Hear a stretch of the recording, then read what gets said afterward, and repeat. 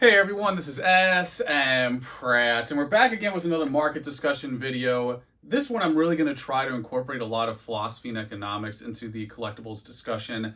I think there is a bit of misplaced emotion right now, some frustration from people feeling the highs and lows of 2020 to 2021. I think we had a bit of a rubber band effect with that meteoric rise in 2020, and certain cards or categories with high quantity are experiencing that rubber band retrace. So naturally, people are frustrated, and I'm sure some people will leave. There'll be some people that exit. Some people will survive and figure out a way to adapt and move forward. But I really want to try to soothe some of that frustration by talking about long term versus short term. This is something that I think not only applies for collectibles, but life in general. I think a good starting point is going to be long term in finance is considered 5 years plus. Anything underneath that is just considered short term. Now, in Pokemon, long term is can you bring your ETB home from the store without taking a picture of it in your cart and flipping it beforehand? Long term in Pokemon is a little bit smaller of a window because naturally the hobby is younger, the people involved are younger, a lot of the experience is younger. So, therefore, if you can remain patient and do those boring universal truths like patience is a virtue, slow and steady wins the race. Another way to really put that in perspective is find a significant card from 10 years ago that hasn't gone up in value. I think that really puts in perspective. That's such a basic observation, a basic truth. It's not as sexy as like the current trendy whatever thing is going on, so people forget it. It gets there, it gets stuck in the background.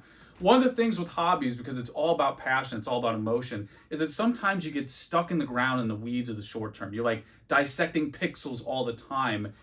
And sometimes we all need to take a step back, myself included. I'm guilty of this so many times. Even in a day, I can do this pattern of being like, all right, I need to go outside and touch some grass. So, that happens to everybody. But I think the thing right now that's tough to do is to remember that whatever's happening today, you got to remind yourself there will be another today tomorrow, another today a week from now. There'll be another today a month from now, another today a year from now.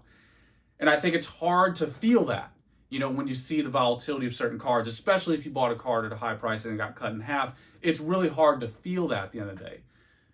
But if we go look through life, life is a marathon. It's something that you cannot just sprint. And you cannot just sprint life. It's one of those things where you're always having to adjust and throttle your pace. That is just a universal truth. That's why when you were a kid, you were taught slow and steady wins the race. I have lapped so many guys who have sprinted and had to stop to recover their funds. They overextend themselves. And the ultimate answer is the more you continue that route of going that long term, a little bit at a time, pacing yourself, the easier it gets. I don't know if anyone watches BoJack Horseman, that little, I don't know what it is. It's a chimpanzee baboon that runs around the neighborhood. They're all like animals in that show. And, he says to BoJack, like, yeah, it's tough running every day, but it gets a little bit easier. And that's the truth of life. That's the truth for collectibles. That's the truth right now in a moment of volatility. This moment of volatility will pass. Is it a buy opportunity? Perhaps it is. And what we can learn from 5 years ago is that there was absolutely a huge buy opportunity in 2017 when a lot of these cards did a very similar pattern. The one thing we didn't have probably until about 2017, 18, you really didn't have data before like 5 years ago. But if you could look at a chart of data, you would see a very similar trend if you zoomed out. Cards go up, retrace a bit, go up, retrace a bit. Of course, the like super, super rare stuff really doesn't have that same situation because there's never enough supply. But for stuff that does, you have that similar trend over time. So therefore, what can you learn from that? You can learn that again, we're stuck in that moment. We're in that like that weeds of that one moment, that high emotion. And if you zoom out, you're like, okay, there's like 15, 20 years here. And for someone like me who's living out here in a grandma basement for 15 years, you really see that perspective. When I experience what's going on right now, like my internal log is like, oh yeah, this feels like 2017 over ago, feels like the gold star bubble bit in 2014. You just have this log of experience that's like, oh yeah, I remember when this happened before. Even the original, this is how like vintage I am, like the original housing crisis, like from '08. I remember when that happened. I was able to buy some cards that I will never see again. Like never. I will never see those cards ever again.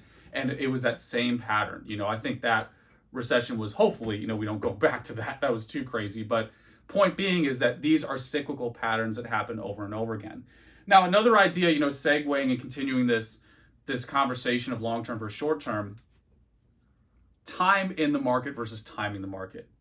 That idea of people sprinting. I see so many people sprinting to the next thing. You know, their WOTC thing didn't work out, so I'm gonna sprint over to what's the new modern stonk, right? What's the new ETB that I'm gonna flip? What's the new Pokemon Center item that I'm gonna bot out?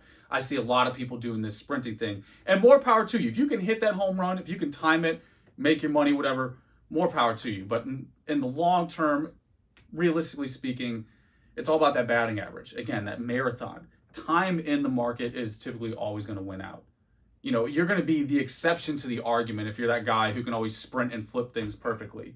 I've yet to meet that person. I've yet to meet the person, you know, I've been here 15 years. I've yet to meet the person who is able to flip and do it better. Because inherently the problem is, in this process of flippage, you're giving up really good items. And I know I'm stating the obvious for some of the seasoned guys out there, but for newer people, you know, in this moment of fear, you might end up selling something you'll never get again. And I think that's the short-term cost of, you know, trying to ride that wave, is that, yeah, you might have doubled your money, but you also might have sold something that you'll never get, you know, ever again. So that's the thing you got to understand, is that fundamentals are always going to be greater than popularity. Popularity is fun. Again, it gets you in the conversation. It is attractive. It's sexy. You know, it definitely has a value. But fundamentals are always going to be greater than popularity, because these fundamentals I've isolated over time, it's not like it's some unique thing to smpratte. It's just something that I've observed, you know, over these years. And it's something that a lot of people who've been around long enough have also observed. You know, there's just certain truths out there that we all know now that perhaps we didn't really know 5 or so years ago, but now we do, again, because of that engagement, understanding the market through seeing these patterns long term. And I think that's just one of the things I want to highlight, is that if you spend time in the market, it's always going to beat that short-term sprint. I have some examples for that to go outside of like this philosophical discussion. I have some examples of modern, some examples of vintage to go through with you guys. You know, these right here are probably the easiest things I can think of. Back in 2017, so this guy right here, I remember this was a fire sale target for like $9. And let's just say it was going for 20 bucks or whatever retail was back then. So the guys who bought this at $8, right, under retail, they're like, man, I can double that and get $20. What is it today? This, when I looked it up for the video, $100 for the same tin. It's got the Evolutions packs in there. It's got this Blastoise in there. And I remember when this was just dog water. No one cared. You know, Blastoise was spitting out lukewarm dog water out of his hydro pump jets. And that's what it was for a long time. But again, the short-term perspective of when this wasn't that sexy, you know, I was just like, I'll just go ahead and put it in storage and see what happens. And sure enough, here we go. That $8 purchase is now worth about $100. And the more important point in there about time in versus timing, this is probably the one of the like juiciest points in this video. The more important lesson to learn from that is, even if that doesn't stay at $100, let's say that comes down, you know, to like 75 or something. Because you bought and held so long, that you don't have to worry about those short-term volatility anymore. You don't have to worry about the movement in that market, because you've held it so long that you've insulated yourself from that day-to-day, whatever it is, the day-to-day fluctuation. It's the same thing for stocks. Anyone who's held the S&P or whatever, you know, blue chip thing it is, whatever staple example you want, the best analogy is go back to the worst point in time during the '08 crash. Buy at the worst point in time, right before it all went to garbage. Buy at that point, you're still way up today. That's the ultimate answer about time in versus timing. The people who try to time this stuff, Roaring Skies is another one. I remember when this was the same thing. It was living in the same ecosystem of the lukewarm dog water of Blastoise back then. You could barely sell these for $90. You did not hear that incorrectly. You could barely sell these for $90. What are they today? Again, before I started doing this video, $350, $300-ish, you know, for this same box. I remember I have like probably 10 cases of Roaring Skies, because again, they were giving it away back then. So if you got stuck in that short-term fear and frustration, you would have dumped this stuff, you know, maybe $10 profit or none at all. And if you held it for 4 or 5 years later, you'd be in this position. And again, that point about time in the market, you don't have to worry, well, is it only 250? Is it only 400? It doesn't matter anymore, because you're well into the black. And this is the thing that people miss, you know, when they don't run and spend the time to learn long term, they miss all this opportunity, you know, because they panicked and they got rid of it, you know, and don't hear this as like anyone's perfect out there. Everyone has to deal with that fear, the what if, you know, should I sell this? Should I do that? But the longer you run this game, you understand the world is a marathon. It reinforces itself over time. And some other examples, if that's not enough for you. I have written down over here. I remember the PSA 10 Charizard, the Shining Charizard first edition was like 2,200, 2,500 in around 2017. I remember it sat there at a really consistent price, which I think is a good sign. You know, it's hitting a healthy price over and over again. And that was after it came down. Where today, now it's what, $12,000? And that's not even at its peak. Like, I'm not even talking about the $25,000 peak sales, or, you know, the upper end of that range. I'll go all the way down to the lowest sale price of what's going on today. You're talking a $10,000 difference in 4 years. If you go to something like PSA 9 Dark Espeon, 160 back 2017, 790 last sale. PSA 10 Zapdos, first edition base. I don't know why Zapdos isn't getting love. I don't get it. It's got Raichu's weakest attack, or Raichu's strongest attack as its weakest attack. $1,500 back then, now it's $6,000. PSA 10 Blastoise, first edition base, was $4,000 back then, now it's $31,000. And again, this isn't even the exceptional sales. There's sales higher than that. This is the worst possible sale, the lowest sale, versus like the average from back then.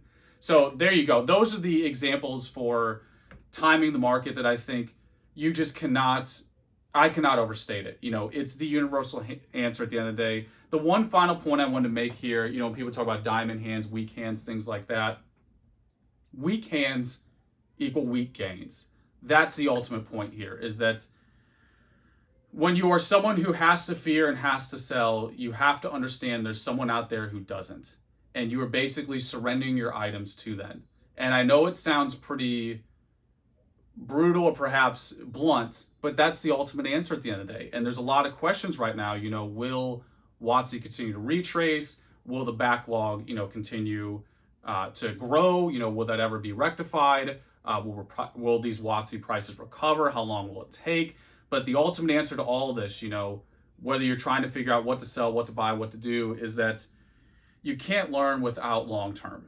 You just can't. You can't possibly understand that this Blastoise is going to go up if you don't hold it for the long term. You know, you can't possibly understand that the today you're experiencing now, there'll be another today a year from now, you know, if you just end up dumping it all and giving up. So I'm not trying to suggest that what you have now is going to recover, do better, do worse. Of course, I have two balls and neither a crystal. But that is the ultimate truth out of all of this, is you cannot learn without the long term. It's that simple. So that's what I want to give you guys. Hopefully this one was useful. I try to put a lot of thought into it and really try to hit some of those main points and share some experience with you. But as usual, you know the deal. Let me know how you feel, and that's pretty much it. Till next time.